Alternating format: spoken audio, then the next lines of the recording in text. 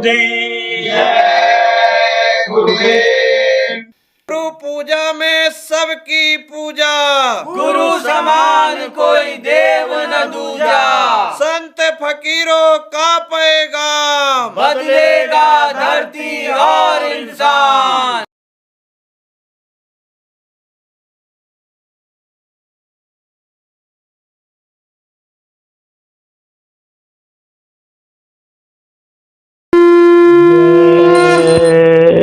गुरुदेव।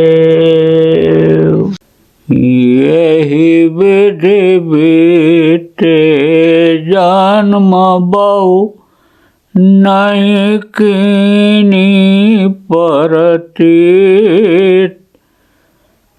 कृपा करो अब सतगुरु, धारू भक्ति रीत।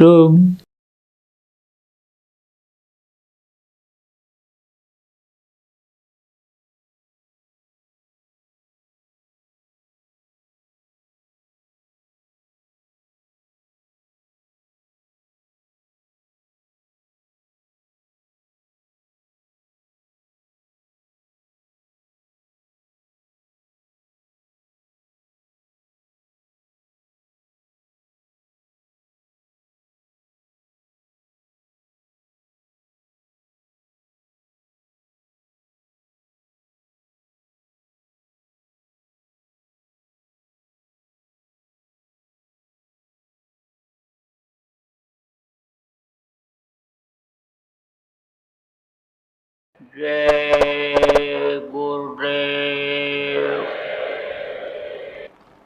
सर्वसमर्थ सर्वत्र स्मरणीय परम पूज्य गुरु जी महाराज, उपस्थित सभी साधक, सत्संगी, धर्म प्रेमी बच्चों एवं बच्चियों, गुरु महाराज की अपार दया मेहर हुई। 13 जुलाई 2022 को गुरु पूर्णिमा के दिन जयपुर की इस भूमि पर प्रातःकाल की बेला में सत्संग के माध्यम से आप लोगों के दर्शन का अवसर मिला। ऐसा अवसर जीवन में कम मिलता है।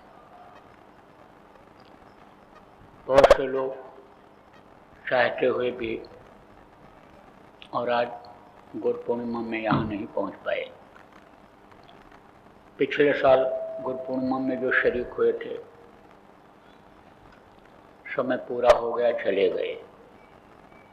उम्मीद लेकर के वापस लौटे थे कि फिर आएंगे, लेकिन मृत्युलोक में होने के नाते समय पूरा हुआ और ये किराए का मकान, मनुष्य रूपी ये मंदिर खाली कर देना पड़ा। आदमी को मौत हमेशा याद रखनी चाहिए, पता नहीं कब आ जाए। इसीलिए कहा गया, काल करे सो आज कर, आज करे सो अब, और पल में परलय होत है। बहुल करोगे काम, जो अच्छा काम हो तुरंत करना चाहिए, और जो खराब भावना मन में जगाए उसको टालना चाहिए। मन में कोई बात खराब अगर आवे, जानकारी है कि ये खराबी है, बुरा है, तो उसको टाल देना चाहिए। अगर वो टल जाता है तो मन बदल जाता है, और अच्छा को अगर टाला तो मन बदल गया तो फिर अच्छा नहीं हो पाता है, और फिर बुरा जब होगा तो उसकी सज़ा भोगनी पड़ेगी, क्योंकि कर्मों की सज़ा से आज तक कोई बच नहीं पाया। जितने मनुष्य शरीर में आए, चाहे वो तारीख शक्तियाँ रही हों, चाहे ऋषि मुनि रहे हों, चाहे योगी योगेश्वर रहे हों, सबको कर्मों की सज़ा मिली। संतों को भी शरीर से भोगना पड़ता है। वो भले शरीर से अपने बुरा न करें, लेकिन परमार्थ के कारण संतन धरा शरीर परमार्थ के लिए ही आते हैं, तो उनके दुख को दूर करने के लिए बोझे को लेते हैं, उसको ज्ञान अग्नि के द्वारा अपने जलाते हैं, और नहीं तो भोगते हैं शरीर से। तो अब आप ये समझो कि कर्मों को भोगना पड़ता है, कर्मों का ये देश है, यहाँ से कोई छुटकारा नहीं पाया आज तक। तो आज गुरु पूर्णिमा है, आषाढ़ पूर्णिमा को गुरु पूर्णिमा मनाई जाती है। देखो प्रेमियों, ये भारत देश ऋषि मुनि योगी योगेश्वर संतों का देश है, धर्मपरायण देश इसको कहा गया। पहले तो केवल एक धर्म था, एक ही धर्म एक व्रत नियम था शुरू में, लेकिन अब बहुत से धर्म बन गए, मत मतांतर बन गया, धर्म की शाखाएं निकल गईं, मतों की शाखाएं बन गईं। जब से लोगों ने इसको धर्म को बिजनेस बनाया, व्यापार बनाया, स्वार्थ से जोड़े, तब से इसमें बहुत शाखाएं हो गई। धर्म के नाम पर देखो लोग मर गए, मिट गए, लेकिन ऐसा नहीं होना चाहिए। जिसके समझ में आ जाता है कि धर्म तो केवल एक है, मानव धर्म है, धर्म तो केवल एक है कि जीवात्मा को समझो, सबके अंदर एक ही है, सबके अंदर प्रभु की अंश जीवात्मा है, प्रभु से प्रेम करो।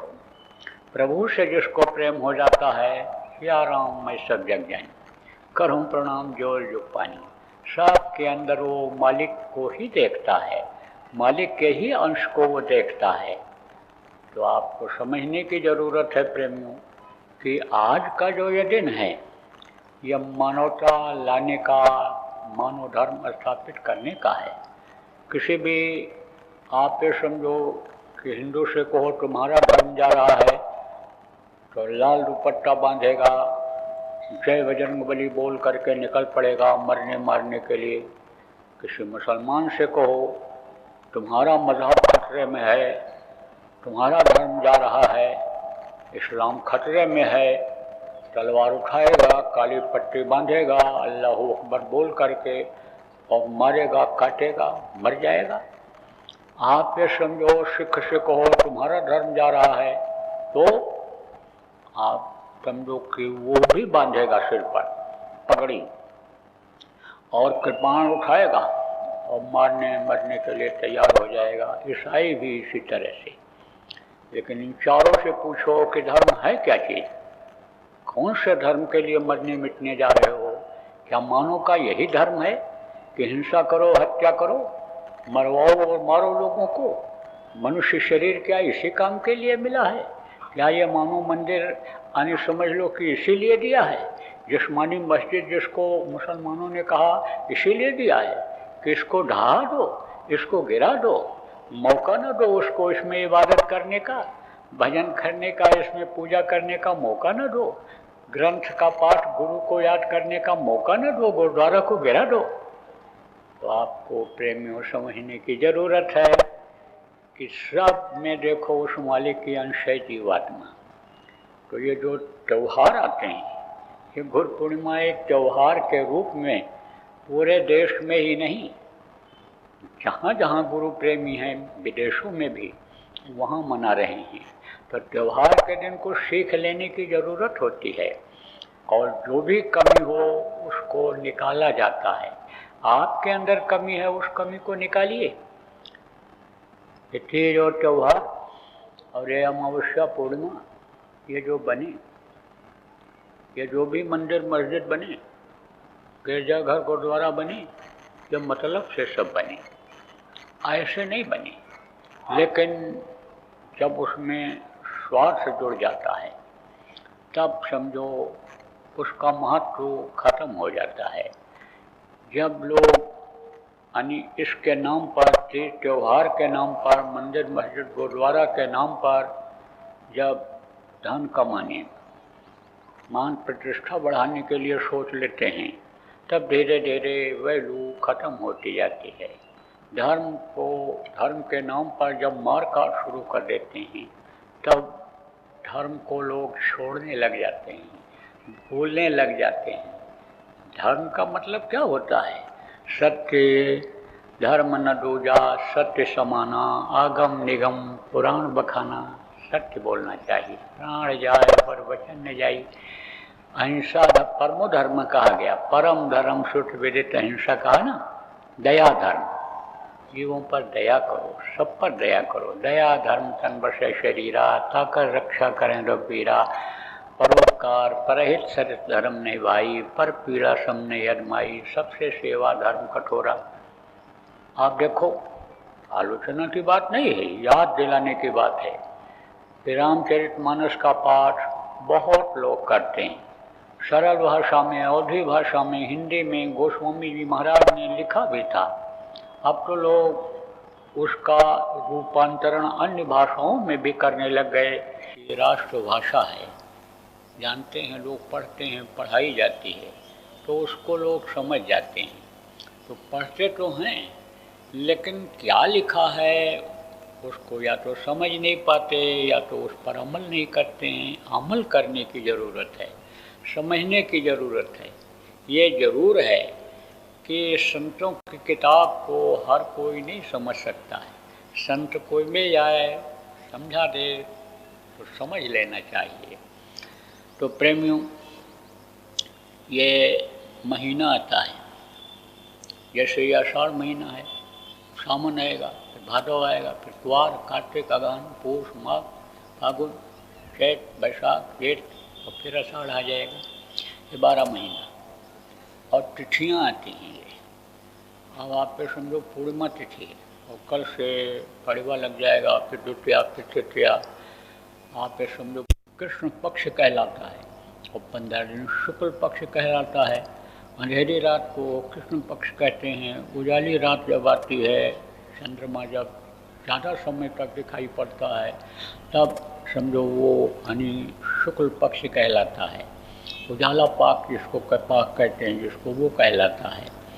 तो यह सब कैसे बना, किसके लिए बना?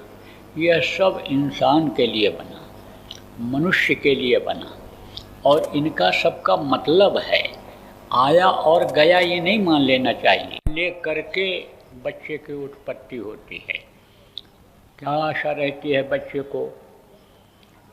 माँ के पेट में पूर्व जन्म का भी सब दिखाई पड़ता है।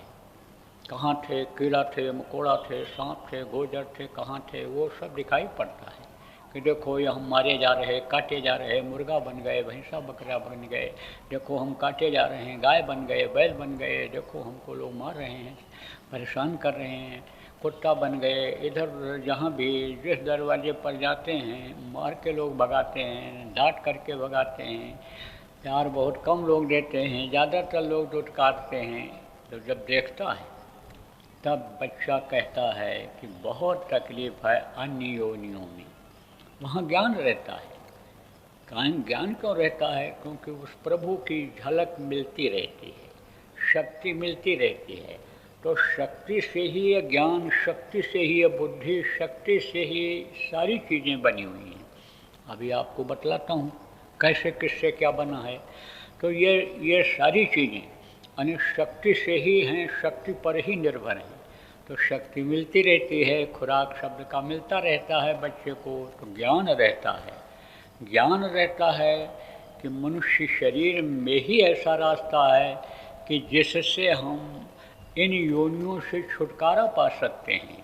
ट्रेन पकड़ने के लिए तेज धूप है तो ध्यान इधर गया, तेज धूप है तब धूप लगेगी।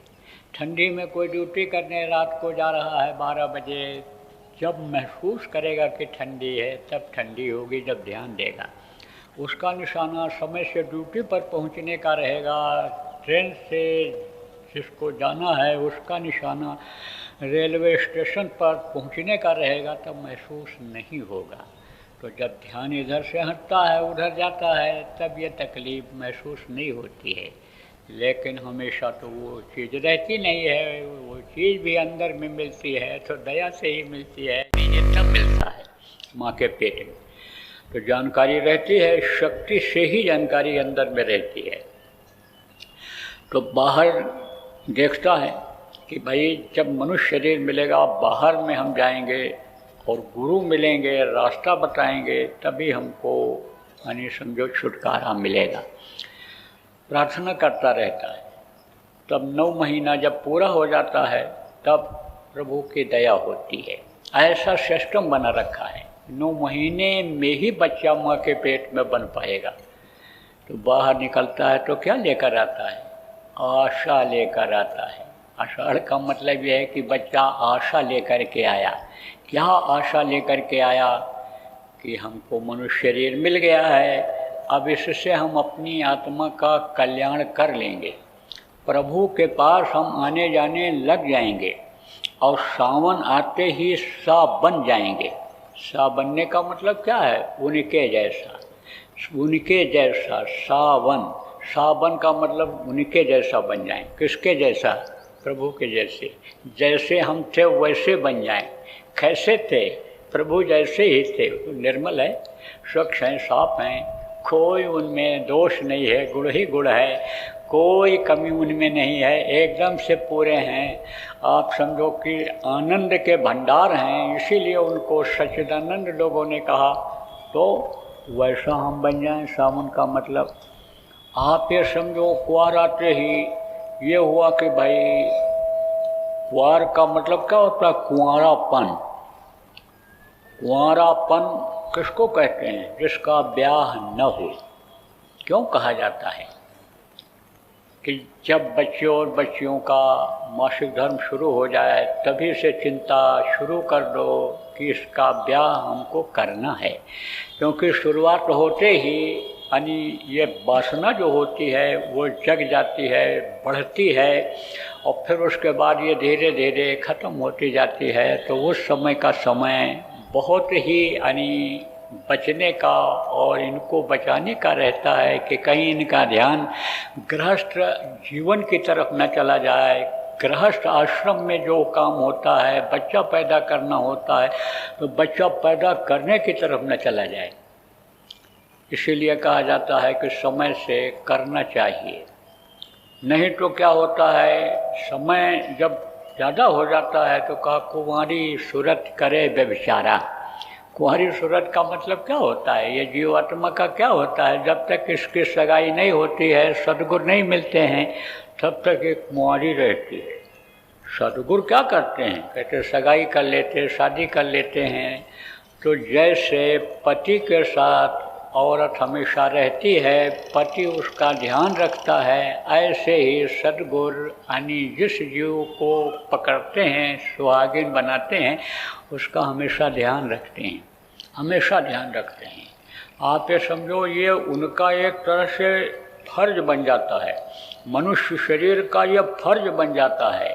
देखो गुरु महाराज अपने अपनाए हुए जीवों को बुलाते थे, चल पड़ो प्रेमियों, आ जाओ, सत्संग होने जा रहा है, आध्यात्मिक सत्संग सुनने को मिलेगा, त्यौहार आ रहा है, भंडारा आ रहा है, ये आ रहा है, वो आ रहा है, जगह जगह बुलाते रहते थे कि कहीं भटक न जाएं। देखो नौकरी करता है पुरुष, लेकिन घर पर जाता रहता है, इतना संबंध रहता है प्रगाढ़, और इतना ध्यान रखना पड़ता है कि कहीं ऐसा न हो कि ये बहक जाए। यानी समझ लो, ऐसे ही जीवों की संभाल होती है। जब जीवों को पकड़ते हैं, नामदान देते हैं, तो ऐसे ही संभाल करनी पड़ती है, ऐसे ही संभाल किया करते हैं सद्गुरु। तो कुंवारापन खत्म होना चाहिए। निगुरा किसको कहते हैं? जो दीक्षा, नामदान, मंत्र नहीं लेता है, निगुरा रहता है।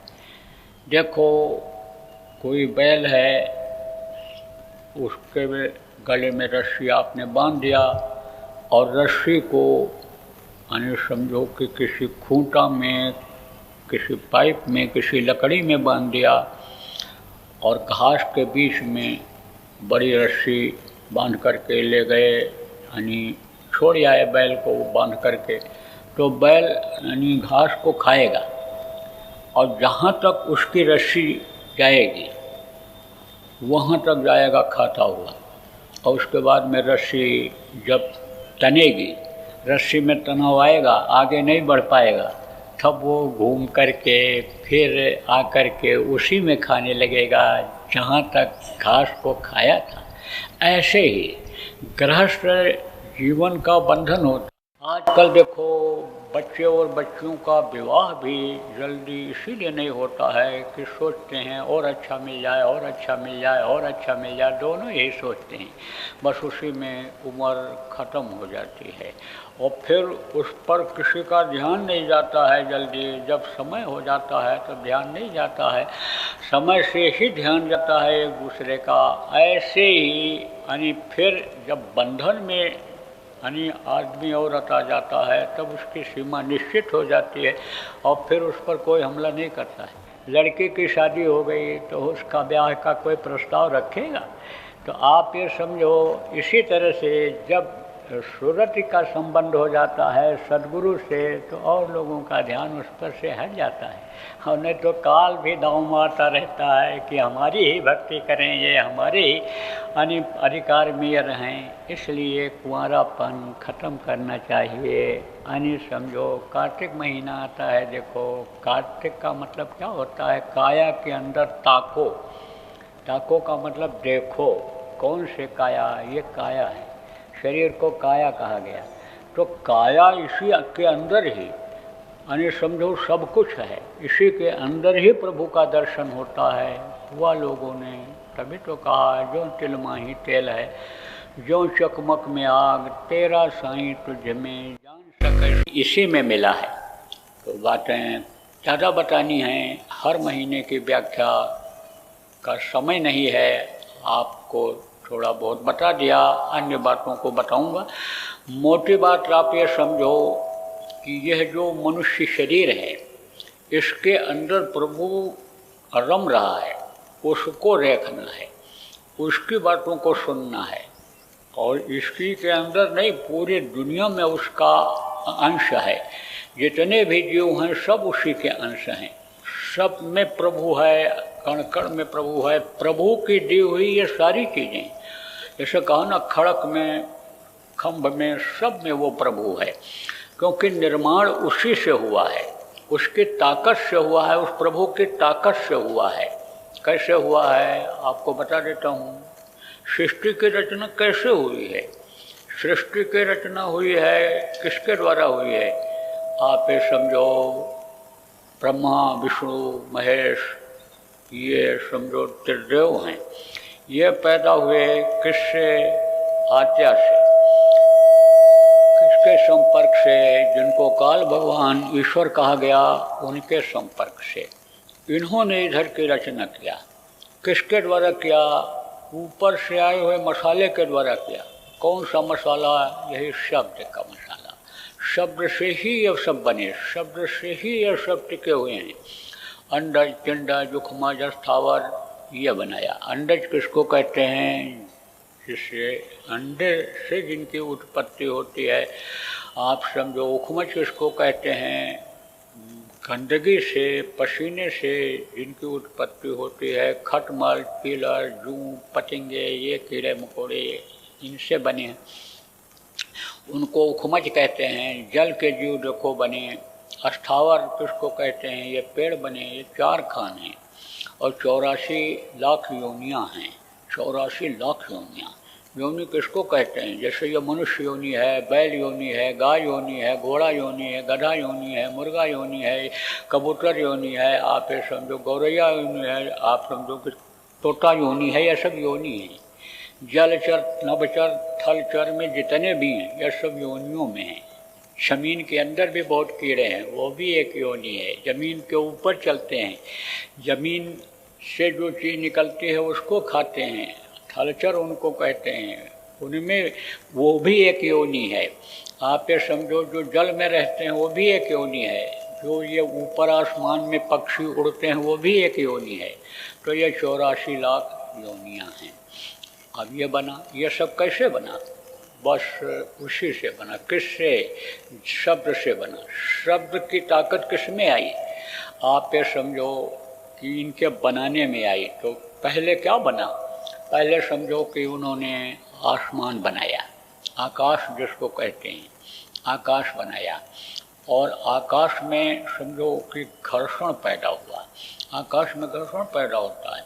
आप ये समझो उस आकाश के घर्षण को आप सुन नहीं सकते हो, लेकिन ये जो बादल टकराते हैं जिससे पानी बरसता है, बादल में पानी भरा हुआ रहता है, एक दूसरे से बादल जब टकराते हैं तो टकराने से समझो कि पानी नीचे गिरने लगता है। वो जो बहुत ऊपर से पानी गिरता है उसको नहीं सुन पाते हो। नज़दीक में जब घना यानी बादल रहता है तब कभी कभी आवाज़ गर्जन की बादलों के सुनाई पड़ जाती है, तो घर्षण होता है, रगड़ होता है। तो रगड़ से फिर क्या बना? रगड़ से बना वायु, हवा जिसको कहते हैं। अब हवा से किसकी उत्पत्ति हुई? अग्नि की। देखो आप यानी घर्षण करते रहो किसी चीज़ का तो समझो चलता रहता है, घर्षण ही होता है उसमें। जब चलता रहता है तब समझो कि उसमें हवा निकलती है। जैसे ये पंखा है, पंखा का जो पेंडुलम है वो भी जब चलता है तो वहाँ भी हाथ लगाओ तो हवा मालूम पड़ती है। अब उसका पावर ज़्यादा होता है तो पंख लगा दो तो पंख से हवा बन जाती है, जहाँ नहीं रहती है वहाँ हवा बन जाती है। ऐसे ही घर्षण से हवा की उत्पत्ति हुई। और हवा जब बहुत तेज चलती है तब आप ये समझो कि उससे अग्नि प्रकट हो जाती है, बहुत ज़्यादा जब वो होता है। और फिर समझो अग्नि से जल की उत्पत्ति हुई, जल की उत्पत्ति हो जाती है और जल से ही ये पृथ्वी बन जाता है। देखो जब जल की गंदगी इकट्ठा होती जाती है तो वही पृथ्वी बन जाता है। और पृथ्वी की जो शक्ति है यानी वही पहाड़ बन जाता है। जब इकट्ठा हो जाता है तो वही पत्थर बन जाता है। पृथ्वी में भी जान है, पृथ्वी में और इसमें भी जान है, पत्थर में भी जान है। पृथ्वी तत्व से ही ये जो पत्थर हैं ये बढ़ते हैं। पत्थर हर साल कुछ न कुछ बढ़ते हैं। पृथ्वी से अगर ऊपर उठा कर रख दो तो नहीं बढ़ेगा। पत्थर ही है तो शालिग्राम की मूर्ति, ये कहाँ बढ़ती है? जो यानी समझो कि पत्थर के ऊपर पत्थर रख दिए जाते हैं वो भी थोड़ा कम बढ़ते हैं। ज़मीन पर जो पड़े हुए पत्थर होते हैं वो ज़्यादा बढ़ते हैं। तो आप ये समझो कि पृथ्वी की उत्पत्ति हुई।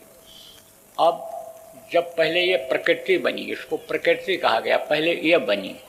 अब फिर इन्हीं चीज़ों को जो इंसान उस समय बनाए गए, 4 लाख यानी समझो शुरू में जनसंख्या थी, 4 लाख यानी पिंडज बनाए गए थे। पिंड से जिनकी उत्पत्ति होती है जिनको मनुष्य कहते हैं। आप समझो 30 लाख स्थावर बनाए गए थे, 27 लाख उपमज बनाए गए थे शुरू में। तो ये इनको सबको ज़रूरत पड़ती है इन चीज़ों की। तो ये यानी जो बनाए गए उन्होंने तैयार किया शुरू में इन्हीं के द्वारा। तो उनको इन तत्वों से यानी फिर शक्ति आई। किसको? जो यानी औरतें थीं, मादा जिनको कहा गया, मादा जो थे उनके अंदर शक्ति इन्हीं से आई। और इन्हीं से, उन्हीं की शक्ति से, माँ की शक्ति से यानी माँ के पेट में बच्चे के अंग बनते हैं। देखो आप समझो कि सूर्य और चंद्रमा ये 2 प्रमुख हैं। सूर्य और चंद्रमा बनाए गए उन्हीं से, सब ये शब्द से ही जुड़े हुए हैं। एक समय ऐसा आता है कि सूर्य और चंद्रमा नज़दीक आ जाते हैं, ऐसा होता है। आप ये समझो तो उसमें भी जैसे जो कुछ नज़दीक आएगा तो घर्षण पैदा होगा। तो शीतलता किस में होती है? शीतलता होती है चंद्रमा में। चंद्रमा के असर से यानी रज की उत्पत्ति औरतों में होती है। और सूर्य में गर्मी ज़्यादा है तो उसके असर से पुरुष में वीर्य की उत्पत्ति होती है। अब ये जब दोनों बच्चा पैदा करने को होता है तो उस समय पर जब मिलते हैं तो उस समय पर घर्षण की ही स्थिति पैदा होती है। और फिर यानी समझो कि उससे बच्चे की उत्पत्ति शुरू हो जाती है। अब आप समझो सबसे पहले रज और बीज मिलता है माँ के पेट में, माँ का पेट का सिस्टम इस तरह का बना हुआ है कि वो स्थान अलग होता है जिसको बच्चेदानी कहते हैं। पुरुष में ये चीज़ नहीं होती है। तो उस बच्चेदानी में जब ये दोनों चीज़ें पहुँचती हैं तो समझो पिंड बनता है। पिंड किसको कहते हैं? यानी गोल ऐसे जैसे ये सिर है ऐसे ही बनता है वो, और उसमें से फिर अंग निकलते हैं। तो आप ये समझो प्रेमियों, आकाश तत्व से मुंह बनता है, आप ये समझो अग्नि से आँख बनती है, और आप ये समझो कि पैर बनता है, और जल से जीभ और लिंग बनता है। आप ये समझो यानी इसी तरह से यानी तत्व जो हैं इन्हीं से ये सब अंग आपके बनते हैं। हाथ, पैर, आँख, कान, आप ये समझो वायु से और अग्नि से, आकाश तत्व से ये सब बनते हैं। अब ये तैयार होते हैं, और जैसे जैसे ये बनते हैं और जैसे जैसे ये उतारे गए ऐसे ये सिमटते हैं। जब मनुष्य को शरीर छोड़ना होता है तो एक एक चीज़ खत्म होती जाती है। कहते हैं पानी की बड़ी कमी हो गई, और पानी अगर नहीं चढ़ाओगे तो समझो ये ख़त्म हो जाएंगे।